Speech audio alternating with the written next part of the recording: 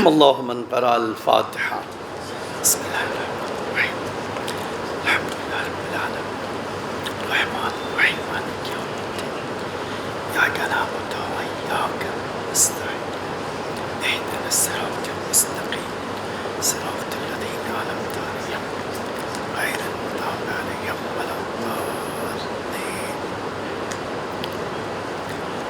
لا حول ولا قوة إلا بالله العلي العظيم أعوذ بالله السميع العليم من الشيطان الرجيم بسم الله الرحمن الرحيم الحمد لله الذي لا يبلغ مدحته القائلون ولا يحصي نعماه العادون ولا يودي حقه المجتهدون الذي ليس لصفته حد محدود ولا نعت موجود ولا أجل ممدود فطر الخلائق بقدرته ونشر الرياح برحمته ووتدا بالصخور میدان عرضه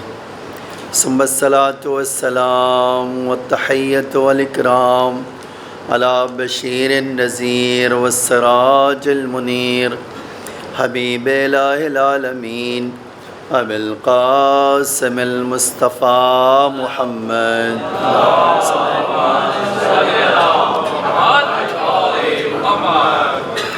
وعلى آله الطيبين الطاهرين المعصومين المظلومين الغر الميامين لا سيما الإمام المبين بقية الله في الأرضين الحجة الثاني عشر الإمام المهدي المنتظر صلوات الله وسلامه عليه أما بعد فقد قال الله تعالى في محكم كتابه المجيد وفرقانه الحميد وقوله الحق بسم الله الرحمن الرحيم الذين يتبعون الرسول النبي الأمي الذي يجدونه مكتوبا في التوراة والإنجيل ایک صلوات پڑھیے محمد وآل محمد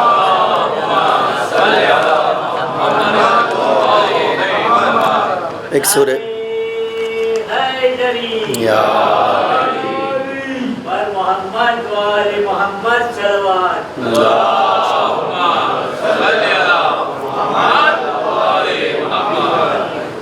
تھوڑا آگے آ جائیے، پہلے سے آ جائیے۔ مرحوم محمد ظفر ابن Yasin, Virani family, Mukadam family, Lalani family, Merchant family, Panjwani family اور تمام مومنین و مومنات کی روح کو اصال فرمائے۔ بسم اللہ الرحمن الرحیم الحمد للہ رب العالمین الرحمن الرحیم مالک یوم الدین ایاک نعبد وإیاک نستعین اهدنا الصراط المستقیم صراط الذین أنعمت علیہم غیر المغضوب علیہم ولا الضالین۔ بسم اللہ الرحمن الرحیم قل هو الله احد الله الصمد ولم يكن له كفوا احد۔ بسم اللہ الرحمن الرحیم ولم يولد ولم يكن له كفوا احد۔ ایک اور صلوات پڑھیے محمد وآل محمد۔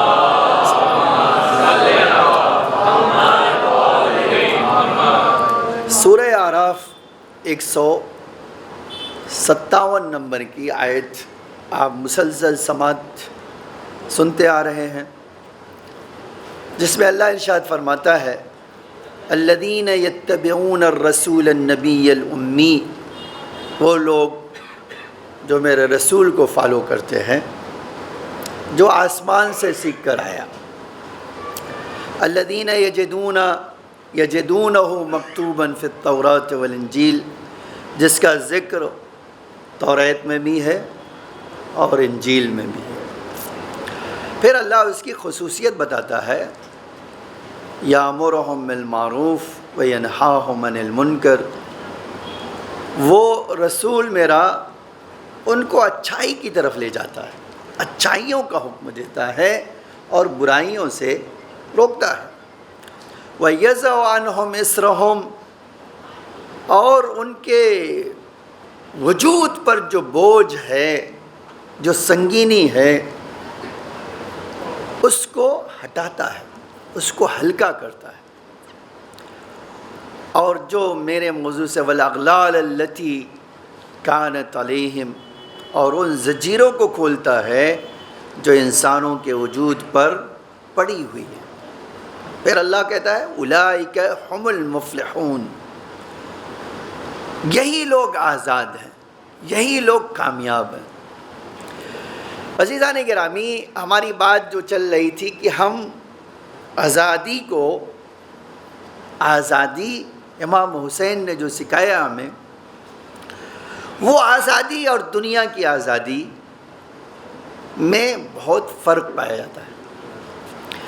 اور کل ہم نے ایک نقطے کی طرف اپنی مجلس اسی نقطے پر ختم کی کہ انسان جب تک اپنے وجود کی گہرائیوں سے یہ چیز نکال نہیں دے گا، آزادی کا تصور نہیں ہوگا۔ وہ کیا چیز ہے؟ کل کہا تھا میں نے، وہ ہے لالچ۔ لالچ جب تک اپنے وجود سے ہم نکالیں گے نہیں، اس وقت تک آزادی کا تصور، اس کی وجہ ہے، دیکھیے اس کے پیچھے ایک راز ہے۔ راز کیا ہے؟ جس دنیا میں ہم رہ رہے ہیں وہ اب جو ہے بہت بدل چکی ہے۔ پہلے کیا ہوتا تھا؟ بادشاہت ہوتی تھی، جس کا پیسہ ہوتا تھا، جس کے پاس سورسز ہوتے تھے، وہ حکومت کرتا تھا۔ آج ایسی کوئی چیز نہیں۔ آج جس کے پاس دماغ ہے، جس کے پاس فکر ہے، پیسہ ہو یا نہ ہو، وسائل ہو یا نہ ہو، وہ حکومت کر رہا ہے اور لوگ اس کی غلامی۔ دیکھیے ایک بار کیا کہتے ہیں، ہم اپنے آپ کو غلام سمجھتے ہوئے غلامی کر رہے ہیں کہ بھائی ہم غلام ہیں اور ہم غلامی کریں تو ٹھیک ہے بھائی، چلو یہ غلام ہے ہی، اب اس کی قسمت ہی فرض کے لیے یہی ہے غلامی، تو غلامی کر رہا ہے۔ لیکن ایک آدمی جو اپنے آپ کو آزاد سمجھ رہا ہے اور زندگی بھر غلامی کرے، دیکھیے یہ بہت بڑا مسئلہ ہے۔ میں ہمیشہ اپنے آپ کو آزاد سمجھتا رہوں اور جب جان میری نکلے تو مجھے بتایا جائے ہمارا تم نے پوری زندگی غلامی کی ہے، تم تو ایک دن کے لیے بھی آزاد نہیں رہو، تو انسان کیا لگے گا؟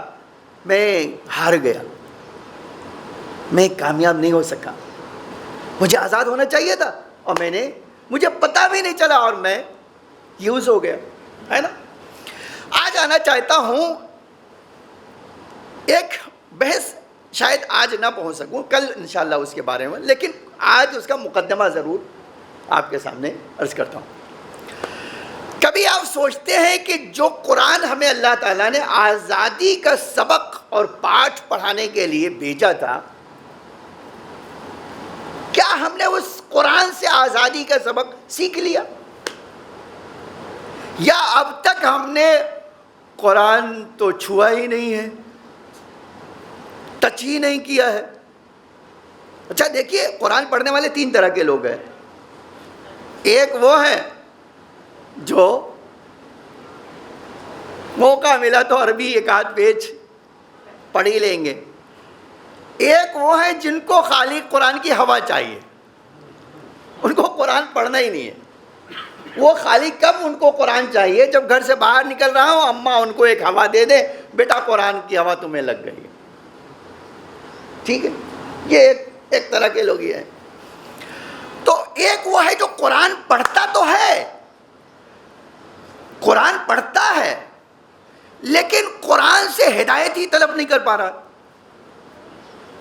قرآن کہتا ہے ان القرآن یہدی للتی ہی اقوم، آؤ قرآن سے ہدایت چاہیے تو تم مضبوطی سے قرآن کی طرف آپ پیر آگے بڑھاؤ، اپنے وجود کو بڑھاؤ، قرآن تمہیں ہدایت کے لیے استقبال کرے گا۔ ٹھیک ہے؟ تو اب ایک سوال ہے، کیا ہم قرآن کی طرف اپنے قدم بڑھایا ہم نے؟ اور اگر بڑھایا تو ہمیں ہدایت ملی یا نہیں ملی؟ ہے نا ایک سوال بہت. بالکل اسی طرح جو ہے ہم دوسری طرف جاتے ہیں. کیا ہم نے اپنے مولا حسین کی طرف قدم بڑھایا کہ ہم سے کہہ سکے مولا تم تو آزادی کے جو ہے نمائندہ ہو، رہبر ہو، اے میرے مولا میری طاقت نہیں ہے آزاد ہونے کی، میرا ہاتھ پکڑ کے مجھے آزاد کر دو؟ کیا؟ دیکھیے دو ہی چیز ہمارے پاس، دو ہی سورس ہے آزاد ہونے کا. اللہ کا رسول کہتا تھا میں تمہارے لیے دو چیزیں چھوڑ کے جا رہا ہوں، یہ قرآن اور ایک اہل بیت. دونوں ہدایت کرنے والے ہیں، دونوں نور ہیں، دونوں کی جو ہے پناہ گاہ شفا کا سبب ہے. دونوں سے جڑنا اللہ کی مضبوط رسی کو پکڑنا ہے. ٹھیک ہے؟ اچھا یہ بھی ایک عجیب بات ہے، ایسا نہیں کہ دونوں پرانے ہیں. دیکھیے آج جب موبائل خریدتے ہیں نا ہم تو کیا کرتے ہیں؟ آپ تو شاید کہتے ہیں ایک فون چاہیے، لیکن بچہ اگر آپ کے ساتھ ہے نا اور بیٹا موبائل خریدنا ہے، چلو یہ خرید لیتے تھوڑا سستا ہے. بابا یہ آؤٹ آف ڈیٹ ہے، یہ 1 سال کے بعد برباد ہو جائے گا، لیٹسٹ خرید لو. تو کیا کوئی اس مجمع میں بیٹھا ہوا جو کہتے قرآن اپ ڈیٹڈ نہیں ہے، یا قرآن کا ورژن جو ہے اولڈ ہو چکا ہے، یا جس اہل بیت کو ہم مانتے ہیں وہ موسٹ ایڈوانس پرسنالٹی نہیں ہے؟ تو جب قرآن اپ ڈیٹڈ ہے اور ہمیشہ کے لیے اپ ڈیٹڈ ہے، میں ابھی ثابت کر دوں گا، میں ابھی آ رہا ہوں دھیرے دھیرے کہ آپ کو ثابت کر دوں گا کہ وہ اپ ڈیٹڈ ہے. ٹھیک ہے؟ اور پروف بھی آپ کے سامنے پیش کر دوں.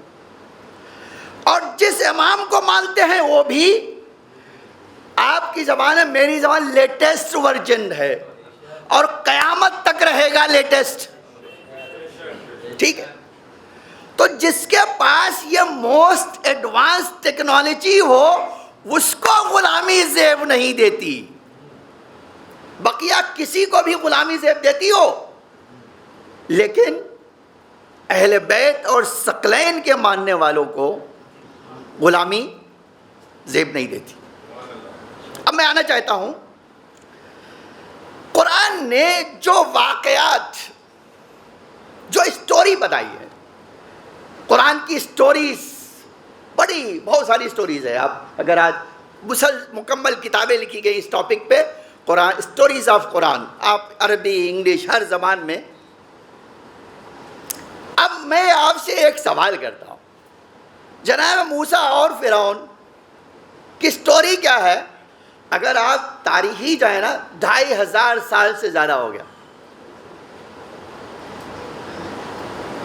2500 ایئرس گزر گئے، اس سے زیادہ گزر گئے. اب اللہ 10 بار قرآن میں کیوں ریپیٹ کر رہا ہے؟ بھائی دیکھیے ایک بہت سوال یہ ہے نا کہ بھائی قرآن جو ہے ایک اسٹوری آپ کو بتا رہا ہے، اور ایک بار نہیں بتا رہا، کتنی بار بتا رہا ہے؟ ریپیٹ. تو اب آپ کبھی سوچتے ہیں کہ نہیں بھائی یہ مسئلہ کیا ہے کہ کیوں اتنا ریپیٹیشن ہے، اور قرآن کیوں ریپیٹ کر رہا ہے؟ اب یہاں سے آپ دیکھیے قرآن پڑھنے والے جو ہے نا، یہاں پر جب قرآن پڑھتے ہیں تو اسی کو فائدہ ملے گا جو قرآن سے قانون زندگی نکال سکے. آپ توجہ کیجئے گا، کبھی کبھی بات، ایک سلوات پڑھیے تو میں ایک بات ذکر کرتا ہوں.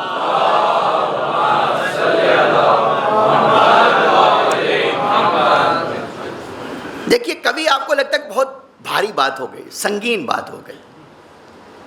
بات بھاری نہیں ہے. آپ ذرا اس پہلو کی طرف جائیں. مسئلہ کیا ہوتا ہے؟ جب کوئی مجلس بڑھی جاتی ہے نا، جانتے ہیں ایک بڑی پرابلم جو ذاکروں کو ہوتی ہے وہ کیا ہے؟ جو آئی کنٹیکٹ ہے، دنیا میں موسٹ پاورفل نالج حاصل کرنے کا انسان کے پاس طریقہ کیا ہے؟ آنکھیں. اور سب سے کم جو ہے وہ کان ہے. تو اب ہوتا کیا ہے؟ مجلس میں بیٹھے ہیں، آنکھیں کہیں اور ہیں. اچھا کبھی کیا ہے؟ نہ آنکھیں ہیں نہ ہی کان یہاں ہے، خالی وہ ایک من کا وجود بیٹھا ہوا ہے. مسئلہ تو کیا ہے؟ اسی لیے ضروری کیا ہوتا ہے؟ اب جو مولوی ہوتے ہیں ان کے لیے ایک پریشانی کیا ہے؟ کبھی دیکھتے ہیں کہ اب اس کا راستہ کچھ نہیں، تو کہتے ہیں سلوات پڑھو زور سے.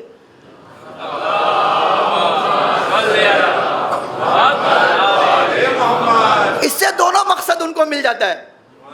ایک تو وہ حاضر ہو جاتا ہے جو غائب تھا، دوسرے ایک ثواب بھی مل جاتا ہے. ٹھیک ہے، یہ دونوں مقصد ایک ہی چیز سے انسان. اب ذرا سنیے، میں بہت ادھر نہ جاؤں، ٹائم بہت کم ہوتا ہے، اور میں اس بات کے آپ کے سوال یہ ہے کہ 3000 سال پہلے کی ایک سٹوری اللہ 5 بار 10 بار ہمیں کیوں سنا رہا ہے نا؟ اب آپ اگر مجھ سے پوچھیں کہ بھئی سٹوری سنانا مقصد ہے، تب تو یہ اولڈ جو ہے ایڈیشن ہو جائے گا. لیٹسٹ ورژن تو ہو ہی نہیں سکتا. لیٹسٹ ورژن کے لیے کیا ہو؟ لیٹسٹ زندگی سے ٹیلی کرتا ہو. اگر ہماری زندگی سے ٹیلی نہیں کرے گا تو ورژن ہی اس کا اولڈ ہو جائے گا. تو قرآن تو وہ اولڈ ہے نہیں، نیا ہے. تو اب ایک مسئلہ کیا ہے؟ اتنی بار اللہ اسٹوری کیوں سنا رہا ہے؟ ٹھیک ہے، تو آپ یہاں پر آتے ہیں غلامی اور آزادی کی بات. بنی اسرائیل 500 سال سے غلام تھے. ٹھیک ہے، 500 سال تک غلامی میں گزار دیا. اللہ نے ایک نمائندہ بھیجا آزاد کروانے کے لیے. ٹھیک ہے، آپ قرآن پڑھیے. اب اللہ قرآن میں مخاطب کر رہا ہے، یا موسیٰ اذهب الی فرعون انہ طغی. موسیٰ جاؤ فرعون کے پاس. اس نے کیا کیا ہے؟ یہ نہیں کہ بندگی چھوڑ دیے، دوسروں کو بھی غلام بنانا شروع کر دیا اس نے. موسیٰ جاؤ، اس کو بھی غلامی سے نکالو اور بنی اسرائیل کو بھی غلامی سے نکالو. موسیٰ آ گئے، جناب موسیٰ اور جناب ہارون آ گئے.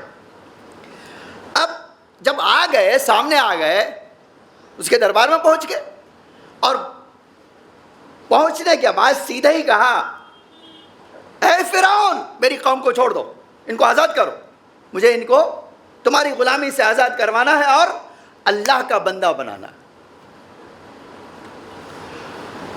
اس نے کہا کہ کل تک یہ بچہ ہمارے محل میں پلتا تھا،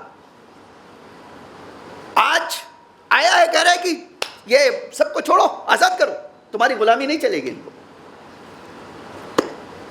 اس نے جب یہ کہا تو جناب موسیٰ، ظاہر سی بات ہے وہ ایسا ہی تو نہیں کہا کہ چھوڑو ان کو.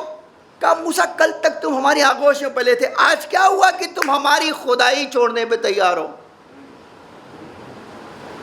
ہم کو خدا ماننے سے انکار کر رہے ہو، ہماری اتباع نہیں کر رہے ہو، ہمارے حکم کی سرپیچی کر رہے ہو. ہوا کیا ہے آج تمہیں؟ کہا ہوا یہ ہے کہ جب گیا تھا تو بندہ بن کر آیا ہوں آزاد بن کر. ایک صلوات پڑھیے محمد وآل محمد. جب مصر سے جا رہا تھا تو اس وقت تک تیری خدائی چلتی تھی، اب جب پلٹ کر آیا ہوں تو اللہ کا پاور لے کر آیا ہوں، وہ پاور جو ہر غلامی سے انسان کو آزاد دلا دے، آزادی دلاتا. اب دیکھیے اس نے فوراً کہا کہ اچھا ٹھیک ہے، چلو بھائی آپ کہہ رہے ہو کہ آپ آزاد کروانے آئے ہو، میں آزادی کی ایک شرط تم سے رکھتا ہوں. وہ شرط کیا ہے تمہاری؟ کیا شرط یہ چاہتے ہو آزاد ہونا نا؟ کوئی ایسی بات بتاؤ جس سے میں مان جاؤں کہ میں تمہارا خدا نہیں، کوئی اور تمہارا خدا. دلیل لاؤ، پروف لاؤ. موسیٰ یہ تو کہے وہ بات نہیں ہو گئی کہ ان کو آزاد کرو، میرا اور ان کا کوئی خدا اور ہے، یہ تمہاری غلامی نہیں کریں گے. تو پروف لاؤ، پروف ہمیں بتاؤ. جناب موسیٰ نے پروف لکڑی پھینک دی. دیکھیے واقعہ سنانا مقصد نہیں، یہ اس کے بعد میں جانا چاہتا ہوں. اب عصا پھینک دیا، عصا پھینکا، عصا بن گیا. دیکھیے دنیا میں کوئی بھی آدمی اسی وقت تک اکڑتا ہے جب تک پہاڑ کے نیچے نہ آ جائے. ایک بار پہاڑ کے نیچے آ گیا نا. میں اسی بمبئی میں ایک صاحب تھے جو تھوڑا ملٹی نیشنل کمپنی میں کام کرتے تھے. بس 1 منٹ کے لیے ایک دن انہوں نے کہا مجھے صاحب جانتے ہیں میں کس کمپنی میں نوکری کرتا ہوں؟ میں نے کہا نہیں بھائی میں تو نہیں جانتا ہوں، آپ بتائیں. ایک ایسی ملٹی نیشنل کمپنی میں کام کرتا ہوں جس نے مجھے پرومس کیا ہے کہ دنیا کے کسی گوشے میں رہو گے، مدد کی ضرورت ہوگی تو مدد پہنچا دوں گا. میں نے پلٹ کے کہا یہ صرف مولا مشکل کشا ہی کر سکتا ہے، دنیا کا کوئی کمزور انسان یہ دعویٰ کرے تو جھوٹ کے علاوہ کچھ ہو نہیں سکتا. اچھا اتفاق دیکھیے اللہ کو کرنا تھا. 26 جولائی بمبئی والوں کے لیے 2.5 گھنٹے کی بارش آئی. اچھا اب 26 گھنٹے ایک پل پہ کھڑے رہے. وہی صاحب 26 گھنٹے ایک پل پہ کھڑے رہے. نہ اتر سکتے ہیں، نہ بیٹھ سکتے ہیں، نہ لیٹ سکتے ہیں. موبائل تو ہے. جب ملاقات ہوئی میں نے پوچھا کہ کیا ہوا بھائی، میں نے سنا 26 گھنٹے کھڑے تھے، آپ کی ملٹی نیشنل کمپنی کہاں گئی؟ ایک ہیلی کاپٹر بھیجتی آپ کو لے جاتی تھی. کہتے ہو ملٹی نیشنل ہی ڈوب گئی تو ہمیں کیا بچائے گی؟ یہ انسانوں کی فطرت ہے. جب تک وہ پہاڑ کے نیچے نہیں آتا نا، وہ سوچتا ہے کہ میں بہت اسٹرانگ ہوں، پاورفل ہوں، میرے پاس بہت طاقت ہے. لیکن اللہ کیا کرتا ہے؟ ایک جھٹکے میں فرعون جیسے شخص کو کہنے پہ مجبور کرتا ہے موسیٰ تمہارا خدا سچا ہے. ایک جھٹکے میں اس کو مجبور کر دیتا. تو آپ اور میری کیا حیثیت ہے؟ جو کہتا تھا انا ربکم الاعلی، میں تو تمہارا بڑا والا خدا ہوں، اس کو اللہ تعالیٰ نے سیکنڈ میں ان کو سمجھا دی. خیر اب جب یہ موسیٰ کا معجزہ دیکھا تو دیکھیے اب یہاں پر 2 طرح کے انسان ہیں. معجزہ دیکھ لیا، پہلی بار سمجھ گیا کہ ان کا مقابلہ نہیں ہو سکتا. کبھی بھی آپ جان لیجئے، کبھی بھی پوری تاریخ اور بڑی گارنٹی سے کہہ سکتا ہوں انبیاء کا مقابلہ کرنے کے لیے کبھی بھی ظالم سے ظالم شخص کیا کرتے تھے؟ ان کی بات کا جواب نہیں دیتے تھے، حربے استعمال کرتے تھے، ٹرک استعمال کرتے تھے. جانتے ہیں اس سے کیا کیا فرعون نے؟ 2 ٹرک استعمال کیا. وہی ٹرک آج بھی استعمال ہو رہی ہے. مجھے یہ آپ کو لانا تھا کہ دیکھو 3,500 سال پہلے 3,000 سال پہلے ایک قرآن نے واقعہ بتایا اور پھر بتایا کہ جب آزاد اور غلاموں کا ٹکراؤ ہوتا ہے تو غلام یہ نہیں کرتا ہے کہ وہ اس کو کنڈم کر دے کہ تم غلط ہو. کرنے کی طاقت ہی نہیں. اگر فرعون کو اپنی خدائی ثابت کرنا تھا ایک معجزہ خود بھی دکھا دیتا، مسئلہ برابر ہو جاتا تھا. لیکن اس نے یہ کام نہیں کیا. جانتے ہیں وہ کیا؟ اس سے ٹرک استعمال کی. اب قرآن کی ایک آیت پڑھ لی، میں پڑھتا ہوں، آپ دیکھیے سنیے یہ قرآن کیا کہتا ہے. قرآن جب موسیٰ چلے گئے تو بنی اسرائیل کو اس نے جمع کیا اور جمع کرنے کے بعد ایک عجب بات کہی، اما علمتم، اے میرے درباریوں کیا تمہیں پتہ نہیں ہے؟ میں نے بہت تلاش کیا دنیا میں کہ میرے علاوہ کوئی خدا تمہارے لیے مل جائے، لیکن میرے علاوہ کوئی خدا ہی نہیں تمہارے لیے ملا، اب تو تمہاری مجبوری ہے کہ مجھے ہی مان لو۔ اب دیکھیے، اب دو ہی صورت ہے۔ قرآن کہتا ہے کہ اس نے ان سب کو مخاطب کر کے، جمع کر کے کیا کیا؟ کہا میں نے تو بڑی تلاش کی، میں نے تو بڑی محنت کی، بڑی زحمت کی تمہارے لیے کہ کچھ خدا ڈھونڈ لوں، لیکن کیا کروں؟ وما علمت، مجھے تو ملا ہی نہیں۔ اچھا، لوگ سمجھ کے جو تو ابھی تک مثلا 500 سال سے اسی میں جکڑے ہوئے ہیں، اب یہ صحیح کہہ رہا ہے کہ ہمارا اس کے علاوہ کوئی خدا ہوتا تو ہمیں مل ہی جاتا تھا۔ ڈاؤٹ تو ڈال دیا نا اس نے۔ ایک اور اس سے کام کیا، دیکھیے دوسری ٹرک یہ تھی، یہ دوسری ٹرک اس نے کیا کیا، لوگوں کو کہا کہ تمہیں پتہ ہے یہ دونوں آئے ہیں، یہ دونوں فارنر ہیں، یہ تمہاری زمین ہتھیانا چاہتے ہیں، تمہاری دولت ہتھیانا چاہتے ہیں، اب تم کیا ان دونوں کو اپنی دولت دے دو گے، اپنی زمین دے دو گے؟ دیکھیے، ایک طرف لالچ، تم اپنی زمین دے دو گے ان کو؟ کیا میں نے تو تلاش کیا، میں تم سے میرے علاوہ تو کوئی خدا ملا نہیں۔ دوسری بات یہ کہ یہ دونوں آئے ہیں نا، فارنر ہے، اور تمہاری زمین سے تمہیں باہر نکالنا چاہتے، تمہاری دولت، تمہاری حیثیت، تمہاری پوسٹ سب لینا چاہتے، تم دو گے کیا؟ اب وہی لوگ بڑے آسانی سے کہتے تھے نہیں ہماری زمین پہ کیسے یہ قبضہ کر سکتا ہے، جبکہ ان بیچاروں کو پتہ ہی نہیں یہ نبی وہ ہے جو زمین لینے نہیں آیا ہے،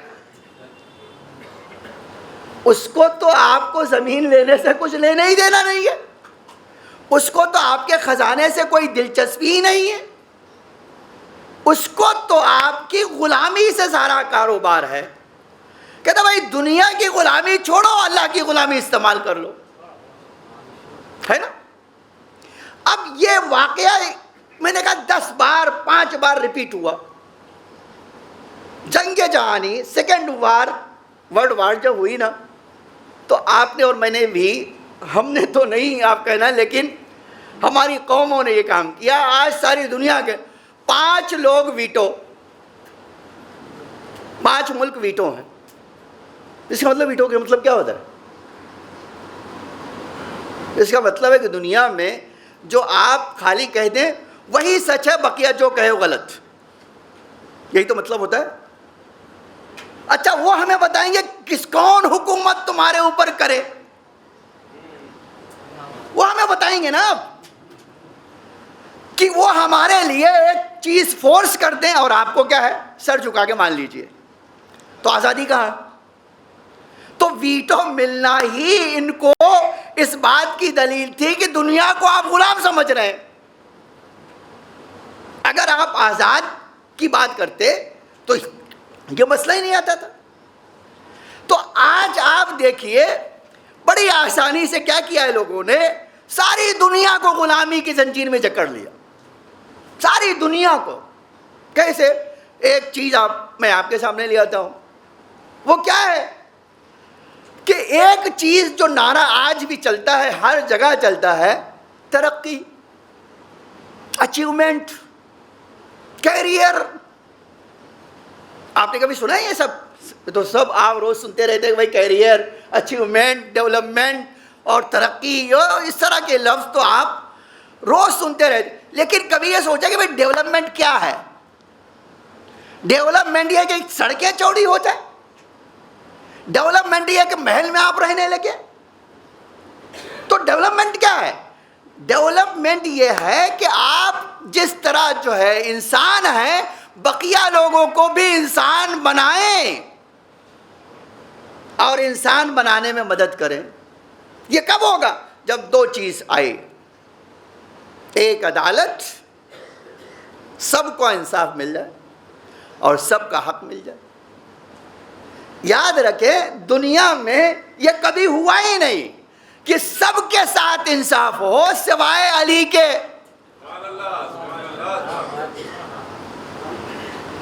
آپ کبھی سوچئے کہ بھیا آج تک دنیا میں جو اس ڈیولپمنٹ کی بات ہو رہی ہے وہ ڈیولپمنٹ غلامی کا نام ہے. اگر آزادی چاہیے تو آپ کو ظلم مٹانا ہوگا, ہر ایک کو حقوق اس کے دینا پڑیں گے. نہ دنیا میں ظلم مٹ رہا ہے نہ حق مل رہا ہے, تو پھر سوال کہے کہ آزادی کس بات کی ہے؟ اور اسلام چاہتا ہے کہ اگر آزادی کی بات کرو تو یہ دو چیزیں فراہم کر دو, سڑکیں چوڑی ہو یا نہ ہو مجھے انصاف ملے, میرا گھر محلوں جیسا ہو یا نہ ہو مجھے اپنا حق مل جائے. مدینے میں پیغمبر نے 10 سالہ حکومت قائم کی, سڑکیں چوڑی کر دی, بڑی بڑی بلڈنگیں بنا دی. کیا کیا پیغمبر نے؟ ایک ہی چیز, یہ دو چیز, ایک عدالت اور ظلم کا خاتمہ. ظلم ختم ہوگا, ہر ایک کو حق ملے گا اور ہر ایک کے ساتھ انصاف ہوگا.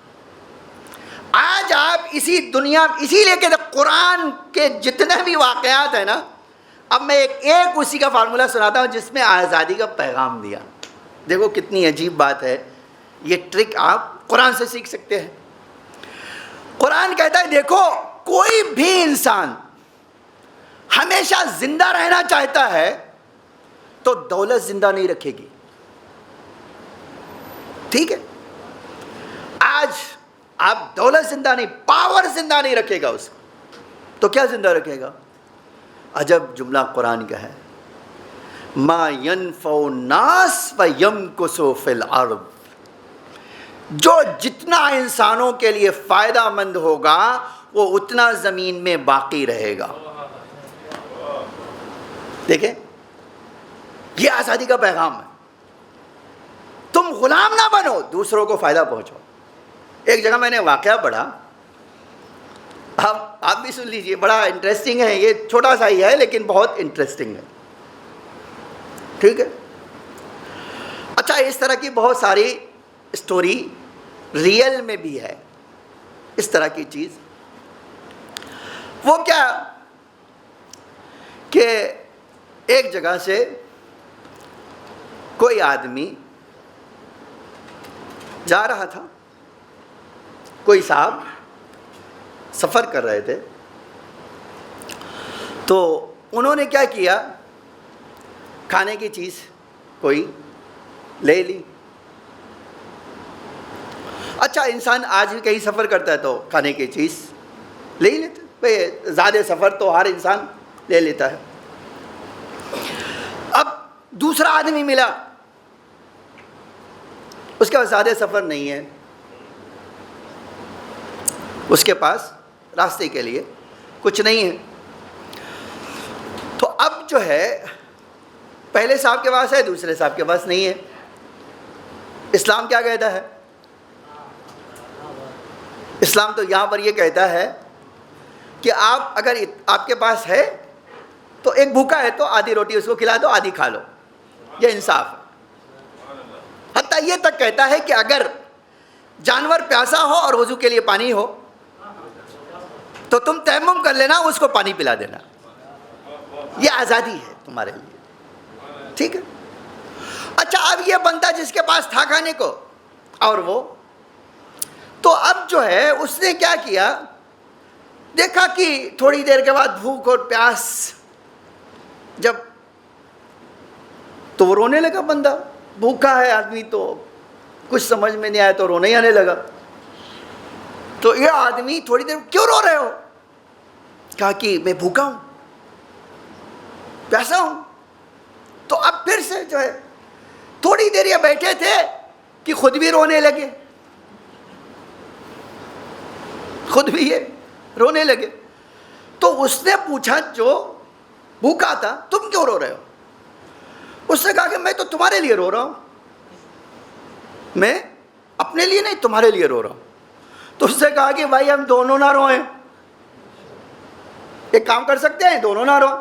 کہتا وہ کیسے ہو سکتا ہے کہ ہم دونوں نہ روئیں؟ کہ وہ آدھی روٹی مجھے کھلا دو, آدھی تم کھا لو, نہ تم رو نہ میں رو,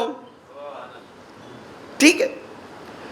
مسئلہ انسان کا دنیا میں اسلام کیا چاہتا ہے کہ دیکھو ایک ایسا سوسائٹی ڈیولپمنٹ ہونا چاہیے جس میں اتنی محبت ہو کہ ایک انسان کی انگلی میں درد ہو رہا ہے تو دوسرا جس کو نہیں ہو رہا ہے وہ اس کا احساس کرے. آج کیا ہو رہا ہے؟ کسی کا خون چوس کر خود انجوائے کرو، اسی کو غلامی کہتے ہیں. اب آؤں دیکھیے امام حسین نے جو ہمیں سبق سکھایا، یہ قانون یاد رکھیے گا، زمین پر وہی باقی رہے گا ما ينفع الناس فيمكث في الارض. زمین پر وہی اپنا وجود ثابت رکھ سکے گا، ہمیشہ کے لیے اپنا ذکر باقی رکھ سکے گا، جو سب سے زیادہ کیا ہے انسان کو فائدہ پہنچائے. اس سے فرق نہیں پڑتا ایڈیسن ہو یا کوئی کالا چور ہو. ٹھیک ہے. آج آپ دیکھ لیجیے جو لوگ باقی ہیں ان کی ایک ہی چیز تھی، اور اس چیز میں سب سے زیادہ کیا ہے؟ ہمارے اماموں کا کنٹریبیوشن ہے. جو چیز دنیا کے لیے دے کے گئے وہ ہمیشہ ان کے لیے فائدہ مند. جو چیز بھی آیا قانون سکھایا، ایسا قانون جو سب کو فائدہ دے. آپ کبھی سوچئے کربلا میں آنے سے پہلے امام نے ایک مثال تاریخ کہتی ہے 28 رجب کو نکلے اور عبداللہ ابن مطلع ایک کنواں کھود رہے تھے. جانتے تھے آپ مدینے میں سب سے زیادہ پانی کی پرابلم تھی. اب پانی کی پرابلم ہے، کنواں کھود رہے، کنواں کھود لیا انہوں نے، پانی بھی نکل آیا. وہ آدمی آیا امام کے پاس، مولا پانی تو نکل آیا ہے لیکن کھارا بھی ہے بہت کم بھی ہے. محنت سے کنواں کھودا ہے میں نے اور پانی میں نکلا تو کھارا ہے اور بہت کم نکل رہا ہے. امام سفر پہ جا رہے ہیں، کربلا کے لیے نکل چکے ہیں. آپ دیکھو کربلا کے لیے نکل چکے، راستے سے پلٹ آئے، اس کے کنویں کے پاس گئے، بولے پانی ایک نکالو، پانی نکالو. اسے پانی نکالا، امام نے منہ میں لیا اور منہ میں گھمایا اور واپس کنویں میں ڈال دیا. پوچھا مولا آپ نے یہ کام کیا؟ کہا اب یہ پانی بھی میٹھا ہوگا اور پانی بھی زیادہ ہوگا. پانی انسان کی زندگی کی علامت ہے. اگر آپ آج ہمارے پاس روایت کہتی ہے ایک کسی انسان کے لیے، کسی جانور کے لیے، کسی درخت کے لیے پانی کا انتظام کیا آپ نے، تو اللہ کہتا ہے کہ اگر کوئی حدیث کا جو جملہ ہے، یہ جو ہمارا جگر ہے، کہتے پیاس جگر میں محسوس ہوتی ہے، کہتے آپ یہ جگر جو پیاسا ہے اس کو سیراب کر دیجئے، آپ کی زندگی کے سارے گناہ اللہ معاف کر دے گا. یہ انسان کو باقی رکھتا ہے. اب میں آنا چاہتا ہوں یہیں سے، جانتے ہیں کیا، ایک بات کی طرف. کبھی آپ سوچتے ہیں کہ امام، میں نے شاید کل یا پہلی مجلس میں ظاہراً کل میں نے اشارہ کیا تھا، اگرچہ آج بات شاید مکمل نہ ہونے پائے، کہ امام حسین نے کربلا میں حل من ناصرن کیوں کہا؟ اچھا ایک بار نہیں کہا، ایک بار کہتے بات ختم ہو جاتی تھی کہ امام کو نصرت ناصر کی ضرورت تھی، مددگاروں کی ضرورت تھی، ایک بار بلا دیا تھا اور کافی ہو جاتا تھا. نہیں، لیکن ہر شہید چاہتا ہے ایک بار. میں نے کتنی بار روایتوں نے بتایا کہ امام حتیٰ جس بار گھوڑے سے کو دوڑاتے تھے، میدان میں جاتے تھے، پلٹ کے آتے تھے، حل من ناصر ینصرنا، حل من مغیث یغیثنا. اچھا یہ ایک بار دو بار سمجھ میں آتا ہے، تو امام کو واقعی مدد کی ضرورت تھی. میرے پاس دلیل یہ ہے کہ نہیں تھی. چلیے وہ دلیل سنا دیتا ہوں. پہلی بار ہمارے پاس روایت میں ہے، جیسے ہی پہلی بار حل من ناصرین کہا تو آسمان میں روایت کا جملہ ہے لبیک، اللہ نے پہلے کہا. نصرت چاہیے، لبیک میں. اب اگر اللہ آپ کی بات کو کہے، آپ کہے مدد چاہیے، اللہ کہہ رہا بولو لبیک. کیا نصرت چاہیے؟ ان کو ختم کرنا ہے، زمین میں گاڑ دینا ہے، ان کا نشان مٹا دینا ہے. سیدھا سی بات ہے. ایک ہی کہتے تھے مولا مٹا، اللہ مٹا دینا ہے. سورہ نوح پڑھیے، جناب نوح نے کہا ہے، دعا کی ہے، اے اللہ میری قوم کو اس طرح مٹا دے کہ ان کا نشان باقی نہ رہے. یہ قرآن میں ہے دعا. تو اب امام حسین نے پلٹ کے نہیں، اے اللہ کہ اس سے کوئی مدد نہیں چاہیے. اب تاریخ کہتی ہے، ہماری تاریخ کہتی ہے، حدیثیں کہتی ہے، اللہ جب دوبارہ آواز آئی تو یا پہلی آواز پر ہی فرشتوں نے کہا، اے اللہ تو مدد نہیں کرے گا؟ اللہ نے فرشتوں سے کہا، جو فرشتہ مدد کرنے جاتا ہے چلا جائے، دنیا میں چلے جاؤ، جس کو حسین کی نصرت کرنا جاؤ، میری طرف سے آزاد ہو. جو اسلحہ لے کے جانا چاہتے ہو جاؤ، جو طاقت لے کے جانا چاہتے ہو جاؤ، جاؤ. میرے حسین کو نصرت چاہیے تمہاری، اور ایکسیپٹ کر لیا تو جاؤ.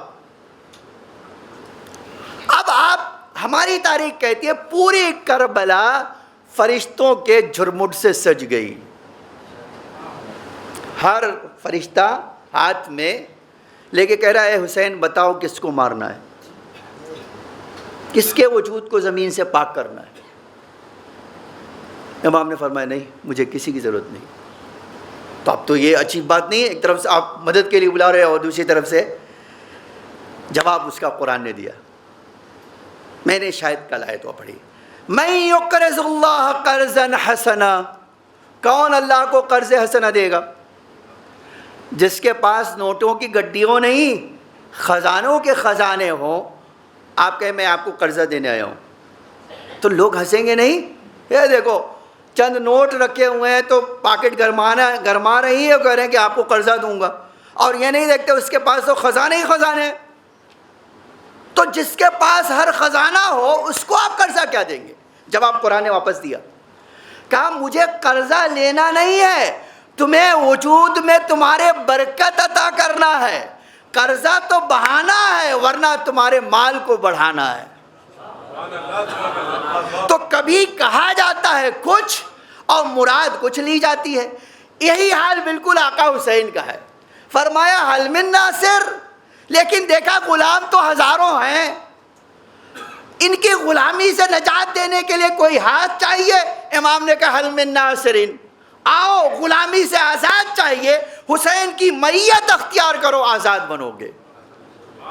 یہ ہے مقصد. اور ہزاروں مثال اس کی آپ کو تاریخ سے سنا دوں. میں ایک سناتا ہوں، میرے موضوع میں آ گیا، شاید آپ سنے بھی ہوں، لیکن میں سنانا چاہتا ہوں. تاریخ میں جس آدمی نے آقا سے مدد مانگی، آقا سے مدد مانگی بس خلوص دل سے. آج جانتے ہیں آپ، اسی ایک جگہ پڑھ رہا تھا کرامات حسینیہ میں، جے پور کے ایک بادشاہ تھے، نام بھی مجھے یاد تھا. ان کو جو ہے، ان کا ایک جو ہے نوکر جو ہاتھی کی دیکھ بھال کے لیے تھا، وہ شیعہ تھا. اب وہ جو ہے بیمار ہو گئے، بادشاہ بیمار ہو گئے، تو ان کے تو یہ ڈاکٹر وہ ڈاکٹر، سب نے کہا کوئی کچھ نہیں ہو سکتا. اس کو پتہ چلا کہ بادشاہ بیمار ہیں، تو اس نے کہا ہمارے پاس ایک راستہ ہے، ہمارے پاس ایک دوا ہے آپ کے مرض کی. ہم شیعہ ہیں اور ہماری ایک مرض آپ کی دوا ہے. یوں ہی اللہ نے نہیں کہا حسین کی تربت میں بھی شفا ہے، یہ کہا ہی اسی لیے. کہا تمہارے پاس کیا تو کون سی دعا ہے؟ کہا دعا بہت سمپل ہے، دوا بہت سمپل دوا. تو کہا تم ٹھیک ہے، چلو تم بتا رہے ہو، تم ہمارے وہ بھی، تو بتاؤ کرنا کیا ہے مجھے؟ تو کہا ایک کام کرنا ہے، ہمارے آقا حسین سے کہنا ہے کہ آپ ہمارے شفا دے دیجیے. اللہ کی بارگاہ میں آپ امام حسین کو ہمارے شفا بنائیے، اور بس اتنا ہی کرنا ہے اور کچھ نہیں. اس نے کہا واقعی؟ ٹھیک ہے، ہاں کہا واقعی ایسا کرنا. اس نے کہا کیسے؟ وہ آ گیا کہ بھائی بیٹھتا ہوں، آپ بھی بیٹھ جاؤ، ہم دونوں ایک ہاتھ اٹھائے دیتے. بس وہ وہاں بادشاہ کو لے کے بیٹھ گیا. مولا میں تمہارے دروازے تک اس کو لایا ہوں، بقیہ کام میرا نہیں ہے، اے میرے مولا تم اس کو بتا دو، بس یہ اس نے کہا. اور بادشاہ سے کہا آپ بھی کہہ دیجیے. بادشاہ نے بھی کہہ دیا. تاریخ کہتی ہے بس یہ دعا کیا اور وہ آثار ان کے شفا کے، اور چند دن نہیں ہوا ایک دم ٹھیک ٹھاک ہو گئے. اب تو نہ دوا کھایا اور نہ ہی خالی ہاتھ اٹھایا. اور تو دیکھیے اس نے اب جب یہ دیکھا تو ایک دم حیران ہو گیا. اس نے کہا کہ میں جس آزادی کے لیے ان حکیموں کو ڈھونڈ رہا تھا وہ آزادی خدا نے مجھے ایک لمحے میں دے دی اپنے ولی کے ذریعے سے. اس کو بلایا، کہا کرنا اب کیا، میں کیا کروں اس کے لیے؟ اس نے تو مجھے اس بیماری سے شفا دے دی، اب میں تمہارے اس مولا کے لیے کیا کروں؟ تو ہمارے شیعہ ہیں، ہر ایک آدمی کی سوچ ہوتی ہے، اس کا ایک روزہ بنوا دو، شبیہ روزہ بنوا دو، شبیہ روزہ بنا دو. ہاں کہ روزہ کیسا بناؤں؟ کہا کربلا کی ایک شبیہ بنا دو. تو کہا شبیہ کہاں ہے وہ؟ اس نے میرے پاس تو نہیں ہے، میں نے سنا ہی ہے. تم ایک کام کرو کہ کیا ایک ڈیلیگیشن بھیج دو اور وہ دیکھ کے آ جائے. آپ جے پور چلے جائیے، یہ تو اپنے ہندوستان میں ہے، راجستھان میں، وہاں چلے جائیے آپ دیکھ لیجئے. وہ زری 250 کلو سونے اور چاندی سے مل کر بنی ہے، آج بھی ہے. یہ 1914 کی بات ہے، بہت زمانہ بھی نہیں گیا ہے، 1914 کی بات. ہر سال وہ زری نکلتی ہے آج بھی، اسی راجا کے گھر سے نکلتی ہے اور شیعہ محلے سے گزر کے واپس ان کے گھر میں رکھ دی جاتی ہے. میں ایک جملہ کہنا چاہتا ہوں، جو حسین یہ نہ دیکھتا ہو کہ آزادی حاصل کرنے والا شیعہ ہے یا ہندو ہے، اگر چاہنے والا اس کے قدموں کی طرف جائے تو آزادی کیوں کر نہیں ملے گی. ایک صلوات پڑھیے محمد و آل محمد.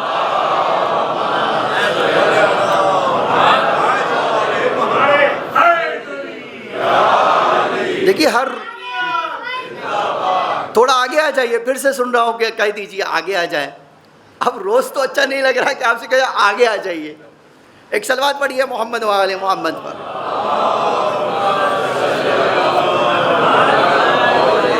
تو آپ دیکھیے خدا بند عالم نے بہت سارے، جانتے ہیں ہمیں بہت واقعہ ایسے جس زمانے میں رہتے ہیں نا، ایک بڑی مشکل کیا ہے، ایک ایسی جو ہے ٹرمینالوجی جو ہے اصطلاح استعمال کی جائے گی جس کا معنی آپ سمجھ ہی نہیں سکتے. اور ایک آدمی کیا کرے گا، ایک پلان کے تحت ایک جو ہے اصطلاح یہ آپ کے سامنے ڈال دے گا، اور معنی کیا ہے آپ کرتے رہیے، صحیح معنی بتائے گا ہی نہیں، اس کے دل میں کیا ہے وہ بتائے گا ہی نہیں. ہر آدمی اس کا ایک معنی خود نکال لے گا، اسی میں پھنسا رہے گا، اور یہ کیا کرے گا، اپنے مقصد کے لیے استعمال کرتا رہے گا. آج اس کی ہزاروں مثال ہے، ہزاروں. ایک اس میں سے مثال کیا ہے، ترقی. ترقی سے مراد کیا ہے؟ آپ آج کس سے پوچھیں کہ بھائی ترقی سے مراد ہے کیا چیز؟ ہر آدمی کے پاس ایک کنسپٹ ہے ترقی کا، لیکن اللہ اور اللہ کا رسول کیا کہتا ہے؟ ترقی یہ ہے کہ تم مادی دنیا سے اپنے آپ کو آزاد کر کے خدا کی بارگاہ میں پہنچا دو. یہ ہے آزادی اور ترقی، یہ حقیقی ترقی ہے. لیکن ہو کیا رہا ہے، جتنا زندگی میں آسانیاں ہو رہی ہے نا، اتنے ہم غلام بنتے جا رہے ہیں. جتنا زیادہ ہماری زندگی میں آرام آ رہا ہے، ہم کیا ہو رہے ہیں، غلام غلام غلام غلام بنتے جا رہے ہیں. اور بچانے والا کون جانتے ہیں؟ میں واقعی سوچتا ہوں سوائے بچانے والا ولی خدا کے کوئی نہیں ہے. جس طرح حر کو صرف مولا حسین بچا سکتے تھے، آج وہی جملہ کہہ رہا ہوں، اگر مجھے اور آپ کو کوئی بچا سکتا ہے تو وہ صرف ولی خدا ہے. ہمیں تو پتہ بھی نہیں چلے گا، ہم تو ایسے ہی مس یوز ہو جائیں گے. اور میں کہہ رہا ہوں ہو جائیں گے بڑی یعنی آپ کو دیکھ کے کہہ رہا ہوں، ورنہ میں آگے ایک جملہ کہنے والا تھا. سچائی یہ ہے کہ ہم عزیزان گرامی یہ کب تک چلتا رہے گا؟ اسی لیے جانتے ہیں ہر زمانے میں قرآن کیوں لیٹسٹ ہے. ایک ایسا قانون بتا دیا جو ہر زمانے میں ظالم استعمال کرتے رہیں گے. کس لیے؟ تاکہ آپ کو غلامی کی طرف لے جائیں. اور ولی خدا کا کام کیا ہوگا؟ اس غلامی سے آزاد کرانا. آج امام زمانہ سے پوچھے مولا میں آپ تک آنا چاہتا ہوں، تو جانتے کیا کہتے ہیں؟ میں خالی ایک جملہ کہنا چاہتا ہوں. آپ دیکھو کتنی عجیب بات ہے نا. ایک آدمی 20 سال سے امام کو تلاش کر رہا ہو، امام کے پاس جائے تو امام کہہ رہے بھائی میں تو کافی دنوں سے تمہارا انتظار کر رہا ہوں، آئے نہیں. تو آپ کہیں گے مولا میں تو ڈھونڈ ہی رہا تھا آپ کو. یہی تو کہیں گے نا، فوراً بلیم تو ڈال ہی دیں گے نا، کہ کہہ دیں گے مولا میں تو ڈھونڈ رہا ہوں آپ کو، آپ نہیں مل رہے. امام کیا اس کے جملے میں فرما رہے ہیں؟ فرمایا غلامی کی زنجیروں نے اتنا تمہیں جکڑ لیا ہے کہ تم نے ہمارا راستہ ہی گم کر دیا ہے. یہ پریشانی ہے. یہ جب تک آزاد نہیں ہوں گے ہم لبیک. اب میں کل اس بات پہ آؤں گا. یہ جو امام حسین نے یا یہ جو جملہ کہا تھا، یا مثلا کہ حل من ناصرین، اس کا مقصد قیامت تک انہی غلاموں کو آزادی دلانا تھا. کیسے؟ یہ انشاءاللہ کل کی گفتگو میں کیسے. پھر آپ آزادی کیا ہوتی ہے، میں چاہتا ہوں آزادی فیل کر سکے آپ. آج جس آزادی کی ہم بات کر رہے ہیں وہ کنسیپٹ بھی صحیح ہمارے ذہنوں میں نہیں ہے، مفہوم ہی صحیح نہیں ہے. تو اب ایسی صورت میں آپ اس کو حاصل کیسے کریں گے؟ جب انسان کوئی چیز صحیح سمجھے گا تو حاصل کرے گا.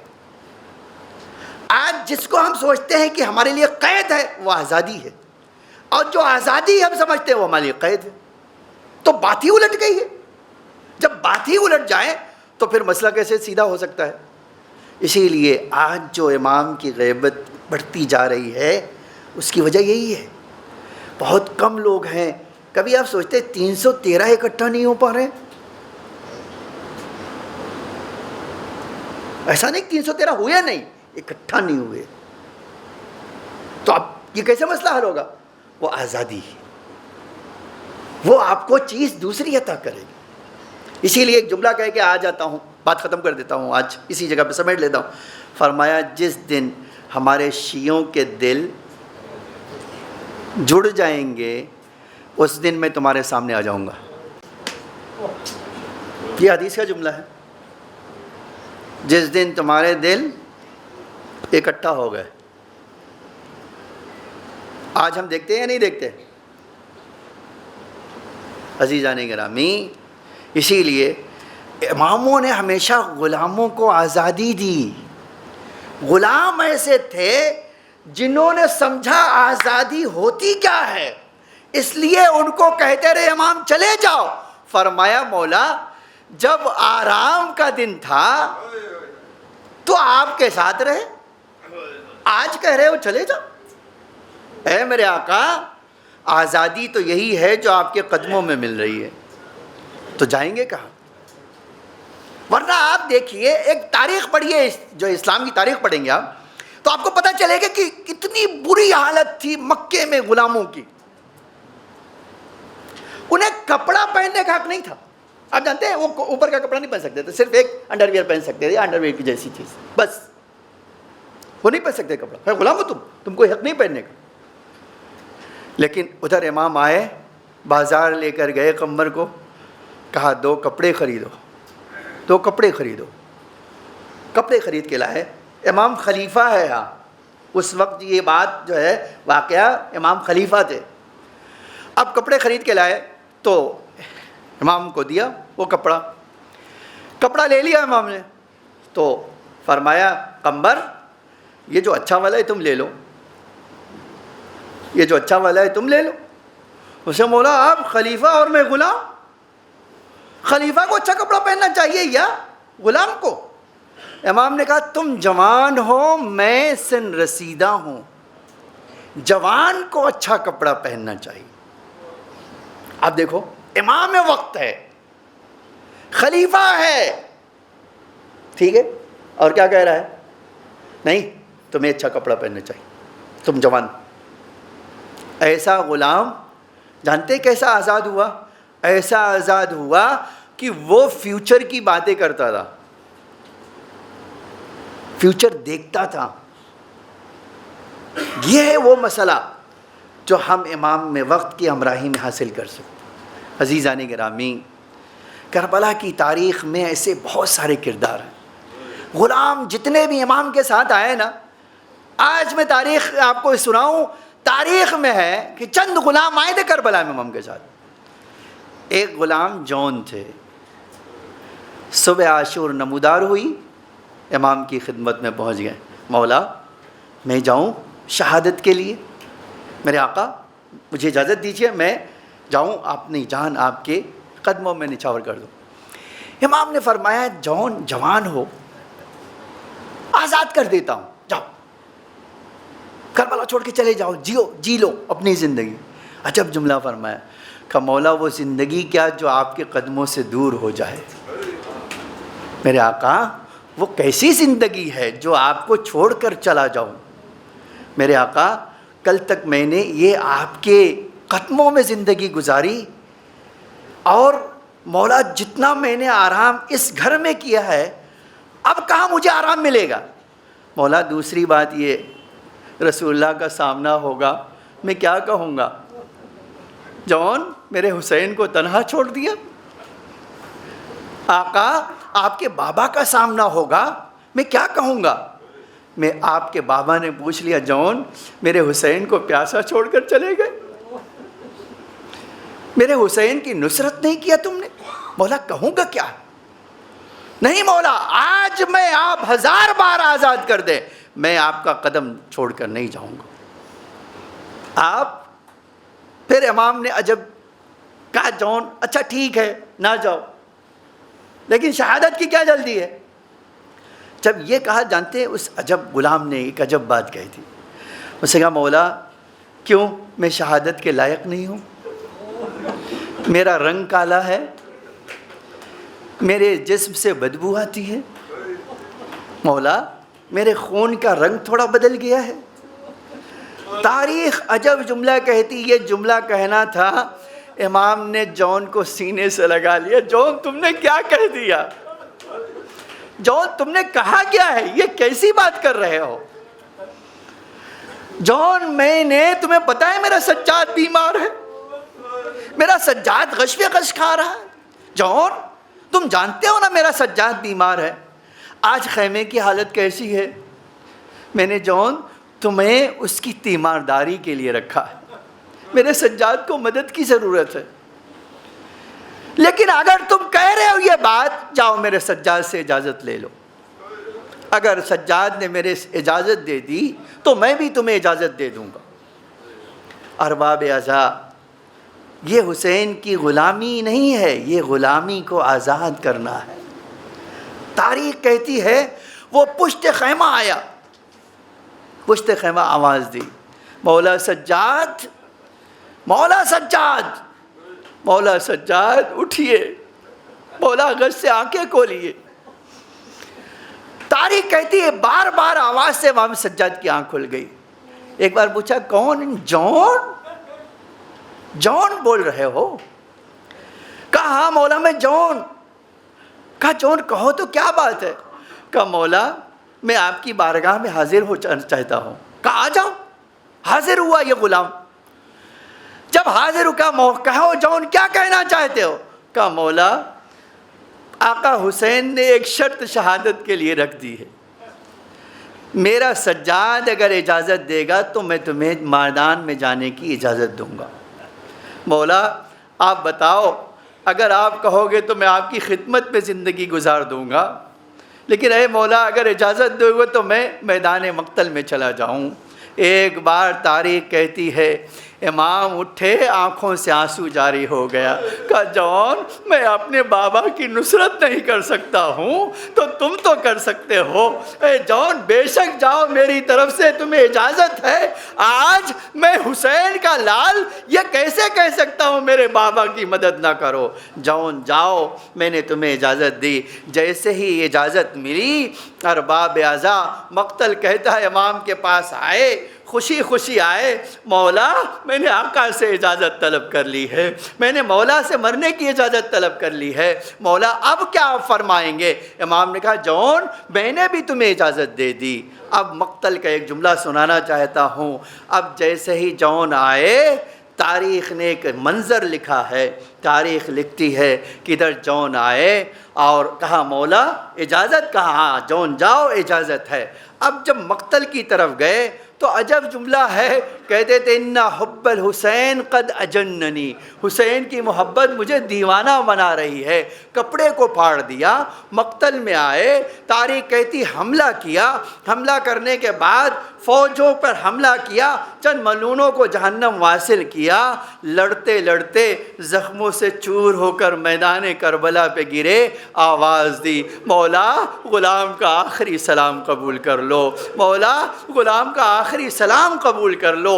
آپ یقین بتائیں، میں آپ سے ایک سوال کرنا چاہتا ہوں، بس ایک لمحے کے لیے آپ کو لے جانا چاہتا ہوں کربلا۔ آپ جانتے ہیں صبح کی جب نمودار ہوئی تھی تو پہلے اصحاب گئے تھے، اصحاب کے بعد ان کی باری آئی۔ جب تک اصحاب زندہ تھے، مولا کے خدمت گزار زندہ تھے، ہاشمی جوانوں پہ کوئی آنچ نہ آئی۔ اب تاریخ کہتی ہے جب یہ منظر ہوا، حسین کے یہ غلام آواز دے رہا تھا تو عباس زندہ تھے، علی اکبر زندہ تھے، اون و محمد زندہ تھے، قاسم زندہ تھے۔ اب یقین جانیں، اب جب حسین سوار ہونا چاہتے ہوں گے تو آقا عباس کہتے ہو بھیا میں چلا جاؤں، آقا عباس کہتے ہوں گے میں چلا جاؤں، علی اکبر کہتے ہوں گے بابا میں چلا جاؤں۔ صبح سے آپ لاشیں پہ لاشیں اٹھا چکے ہو، بابا آپ تھک چکے ہوگے، لیکن تاریخ کہتی ہے امام نے فرمایا نہیں میرا غلام ہے، میں اس کے سرحانے جاؤں گا۔ ارباب اعضاء حسین اس کے سرحانے پہنچے۔ مقتل عجب جملہ کہتا ہے ایک بار سر کو اٹھایا، اپنی آغوش میں رکھا، تاریخ کہتی ہے سر پہ ہاتھ پھرانا شروع کیا۔ جون نے آنکھیں کھولی، دیکھا میرا سر زہرا کے لال نے اپنی گودی میں لے لیا ہے۔ پلٹ کے فرمایا مولا کیا کر رہے ہیں؟ کہا اے جون ارے تمہارا سر میری آغوش میں ہے۔ جون نے تڑپ کے کہا مولا ابھی تھوڑی دیر کے بعد زمین کربلا ہوگی، زہرا کا لال ہوگا اور کوئی مدد کرنے والا نہیں۔ الا لعنۃ اللہ علی القوم الظالمین، سیعلم الذین ظلموا ای منقلب ینقلبون۔ الہی بحق زہرا و ابیہا و بعلہا و بنیہا و سر المستودع فیہا بعدد ما احاط بہ علمک۔ اے اللہ ہماری اس مختصر سی عزاداری کو قبول فرما۔ اے اللہ ہمارے مولا ہمارے آقا کے ظہور میں تعجیل فرما، زمین کو آقا کے ظہور کے لیے آمادہ فرما، ہم سب کو آقا کے حقیقی غلاموں میں شمار فرما۔ اے اللہ جو مومنین بیمار ہیں انہیں شفائے عاجل و کامل عطا فرما۔ اے میرے معبود جو اس دنیا سے گزر چکے ان سب پر اپنی رحمت و مغفرت نازل فرما، ان کے درجات کو بلند سے بلندتر فرما۔ اے میرے معبود مومنین جہاں بھی ان کی جان و مال عزت آبرو کی حفاظت فرما۔ اے اللہ جو قید میں ہیں انہیں قید سے رہائی عطا فرما، جو ظالموں کے نرغے میں ہیں انہیں ظالموں سے نجات عطا فرما۔ اے اللہ جو اپنے حق کے لیے لڑ رہے ہیں ان کا حق انہیں بازیاب فرما۔ اے میرے معبود ہمارے ڈھیر سارے گناہوں کو معاف فرما، ہمارے مختصر سے اعمال کو قبول فرما۔ اے اللہ ہمیں نور آل محمد، محبت آل محمد اور آخرت میں شفاعت آل محمد نصیب فرما۔ ایک سورہ حمد کی درخواست ہے تمام مومنین مومنات کے لیے، خاص طور سے محمد ظفر ابن یاسین اور Virani family, Mukadam family, Lalani family, Merchant family, Panjwani family اور تمام مومنین مومنات کے روح کو ایصال فرمائے۔